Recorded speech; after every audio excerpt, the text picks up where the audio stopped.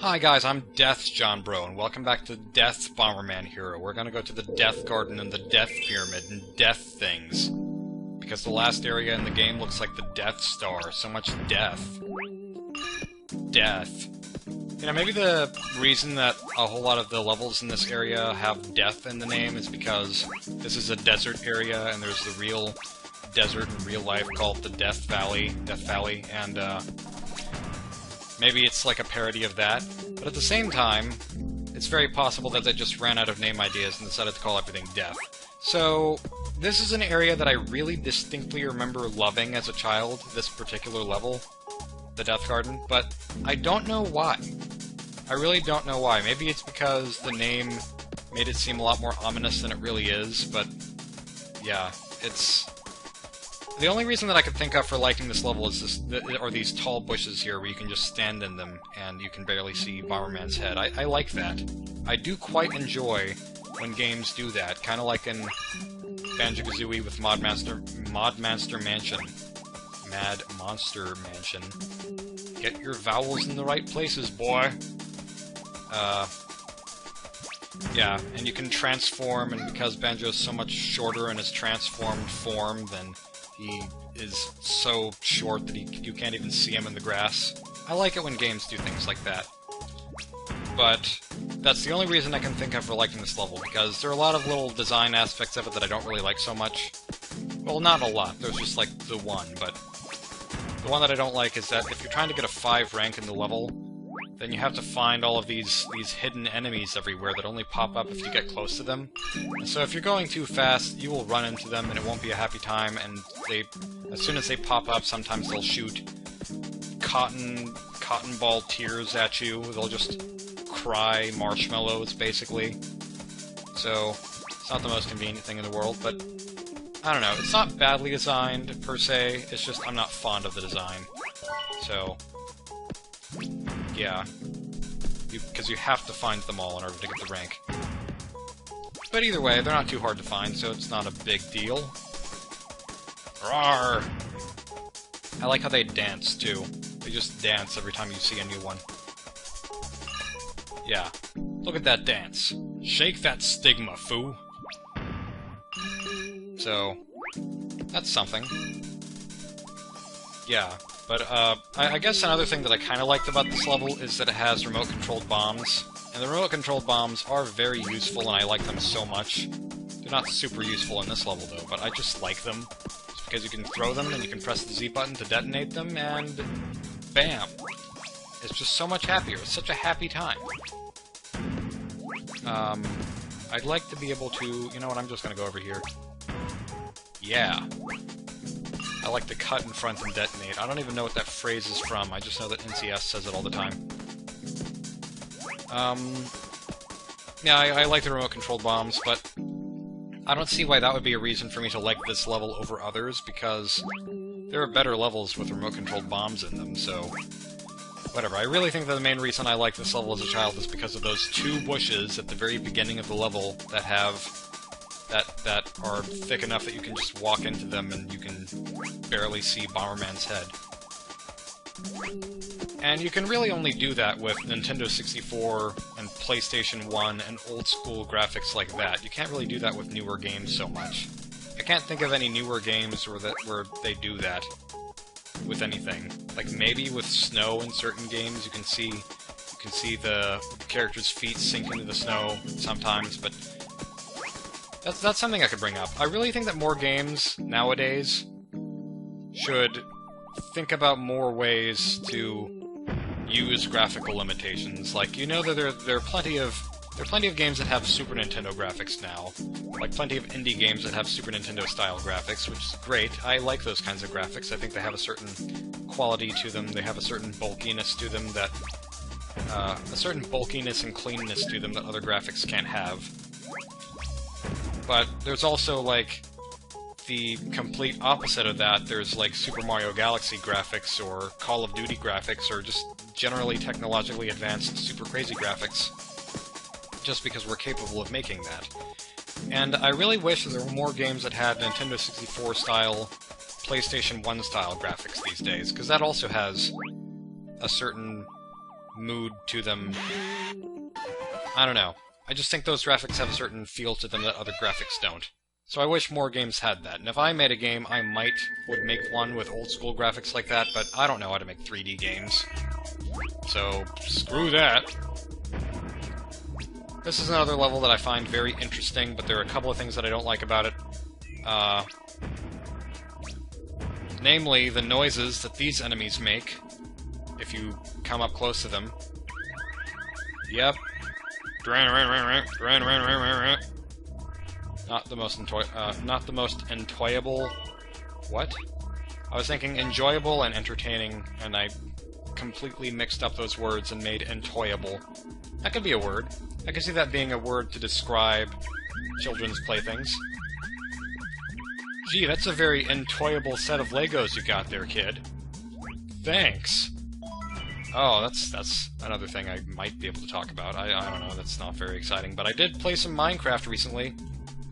I've been helping my friend with a senior project that he needs to get done before school ends, and because he's a senior, you know, he wants to try to make something with animation. He wants to make an animation sort of thing, and so I'm the only one he knows to help him with that sort of thing, so I'm helping him with it. But, yeah, that's going rather well. And he came over and he brought his Xbox 360 and it happened to have Minecraft and I think Call of Duty and something else. I can't remember the other thing right away. I think those are the only two things. Oh yeah, and Dark Souls. Oh goodness, that game is funny. But yeah, I played some Minecraft and I built several things in the 2 days that he stayed over. I built, I think, let's see, a big sprite structure of Yoshi from Yoshi's Island, and Super Mario from Super Mario World, and the kid from I Wanna Be the Guy, quote from Cave Story, and someone else. I know that I drew at least one more. I also drew a Mario block, and the giant sword, and the Zelda 2 title screen. And I was quite proud of myself. I was always afraid to get Minecraft because I knew one of two things would happen. One, I wouldn't like it because it would be... I don't know, I just wouldn't like the limitations of it, and I would just get really bored of it really fast. And then two, the other possibility... Oh yeah, I forgot to hit the switch. The other possibility for me not liking Minecraft, or not hoping to get Minecraft, would be I would get addicted to it because I liked it that much. And it turns out the latter is true. I kind of don't want to get Minecraft because I feel like I would get addicted to it. Because you can build so many things, and... It's not even that it's, like, there's not much you can do.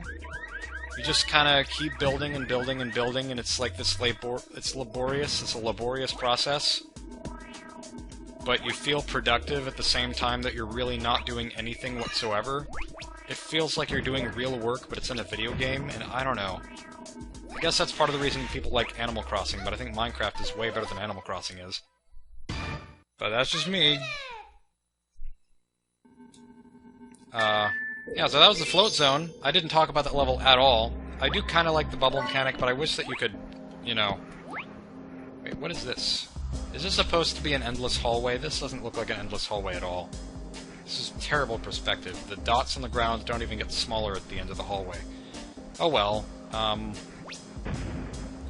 Yeah, I just think that the bubble level with the bubble mechanic, it's not really a bubble gimmick because the level was designed around it, but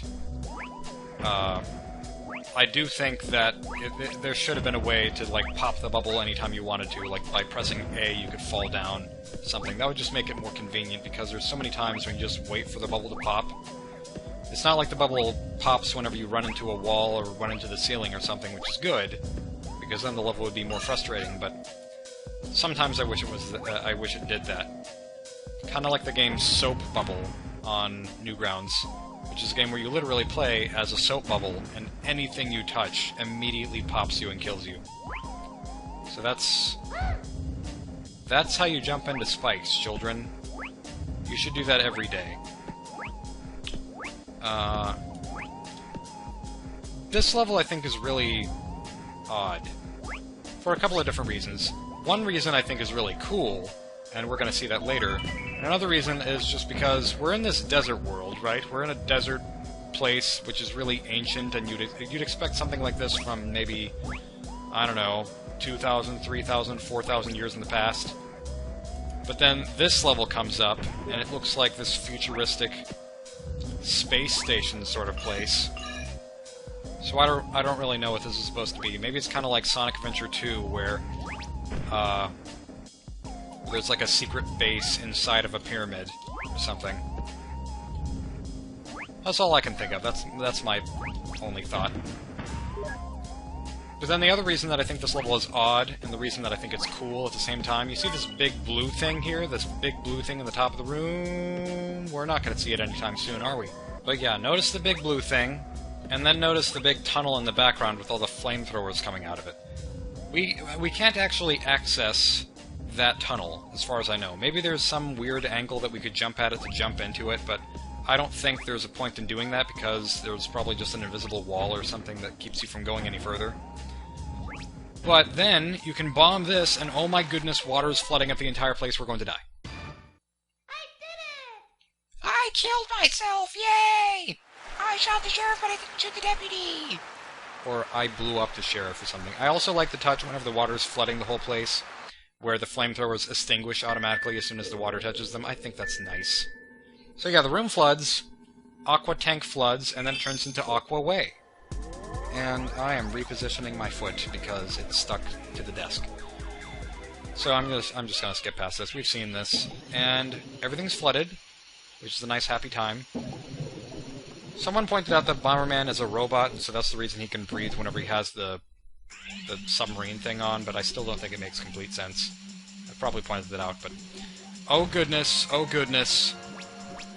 Now there's an enemy, and he's going to eat us, and I'm just going to jump into his stomach because I know that we need to be eaten. So here we go, we're eaten. And there are purple-clad monsters in this guy's stomach. We should really fix that. Maybe he has Baronade in here too, or Baronade. Maybe this is Lord Jabu Jabu's belly, and we need to get the infected viruses out of his body and out of his system so that he doesn't have uvulas that swell every time you bomb them. Although I guess everyone's uvulas would probably swell if very, very tiny bombs were planted in them over and over and over again. But I wouldn't know. I'm not a doctor. I'm not a terrorist. I just instantly relate terrorists and bombing with each other. I'm not sure if that's the best way to link them together, but you know, whatever. I'm honestly surprised that bombs have become such a staple weapon in video games, because you can't really talk about bombs anywhere else aside from video games. If you say bomb in a school building or something, if you say bomb in an airport, you're probably going to go to jail. You're just probably going to get banned from the airport or something like that. Something bad is going to happen if you say bomb anywhere else aside from playing a video game, or referring to a video game. But, you know, it's perfectly acceptable whenever you're talking about Bomberman. They sell Bomberman in stores. Bomberman is a game that everyone can play. E for everyone. And this trench here in the back of this guy's stomach, abdomen, hungry caterpillar innards, I like how skinny it is and how it really looks like an anus of some kind. It just looks like the rectal part of a person's insides. Just a very nice touch on the game designer's part to do that. Very pleasant. This level is kind of confusing. It is another one of those very literally straightforward levels, and it kind of has to be because of the way that underwater levels are set up in this game, but it's confusing just because it's hard to tell where you're supposed to get all the points. You have to get, I believe it's 9,000 points. Not over 9,000, just 9,000 exactly. It's an even number, just right there. But, yeah, one thing you have to do is, every so often, you have to just avoid skeleton, sea monster. Okay, I'm glad I didn't get hit by those missiles. You just have to keep avoiding the sea monster whenever he flies overhead, and then whenever he tries to eat you again. And you can kill this guy. I'm just not entirely sure if you're meant to kill this guy. Because Maybe there's still more points inside of him that I don't know about. I only got 8,000 points last time. I'm just gonna keep killing him, and hopefully it'll work. Hopefully it'll all be done BK in the end. Done BK. Whenever I hear that phrase... Is it done BK? I think that's the phrase. I just think done BK like done Burger King.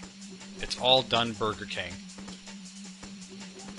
Have it your way. It's all done BK.